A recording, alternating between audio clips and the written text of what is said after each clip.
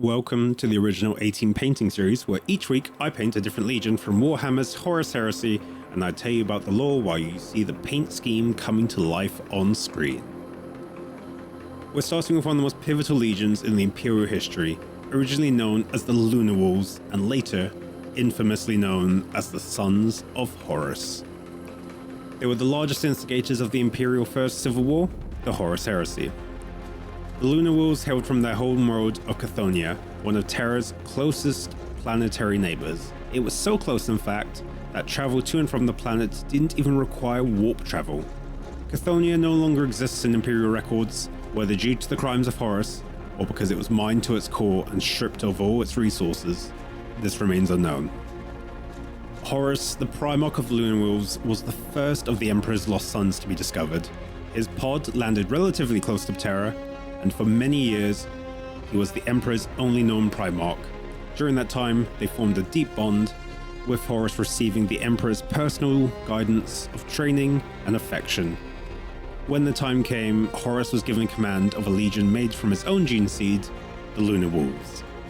Together, Horus and the Emperor led the Lunar Wolves for the first 3 decades of the Great Crusade, forging the initial expansion of the Imperium. Unlike many other legions, the Lunar Wolves were led directly by their Primarch for much of their early history. This gave them a sense of superiority. They saw themselves as the Emperor's chosen and held themselves to higher standards. They were proud, confident, and always determined to be their best. Their combat record speaks for itself, even if it doesn't always show up in historical spotlight.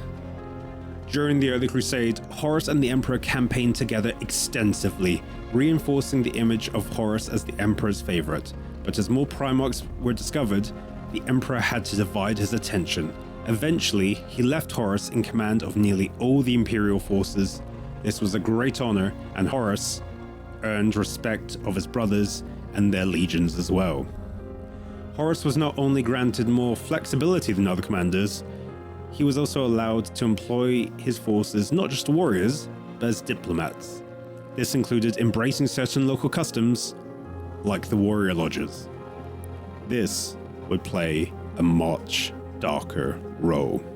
After the Lunar Crusade, one of the Legion's greatest victories, where Horus personally slew the Orc overlord Urlak Urg with his first company Terminators, the Emperor officially named him War Master.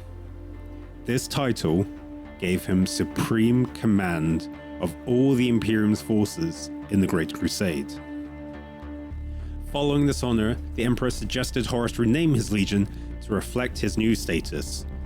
Initially hesitant, Horus eventually accepted this suggestion, possibly encouraged by Sanguinius, and the Lunar Wolves became the Sons of Horus, with a new legion icon to match.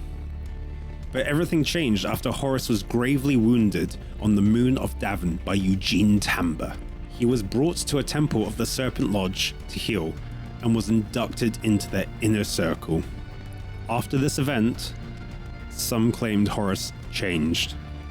More secretive, more driven, and possibly possessed. His body and soul, they said, were now affiliated with the powers of chaos.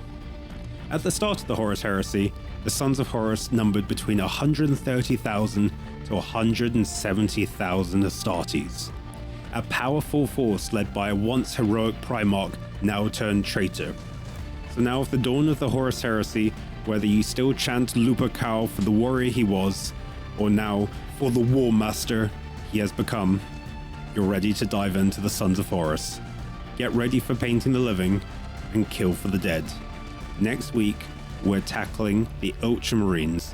Subscribe if you want to follow the journey through the Horus Heresy, one legion at a time.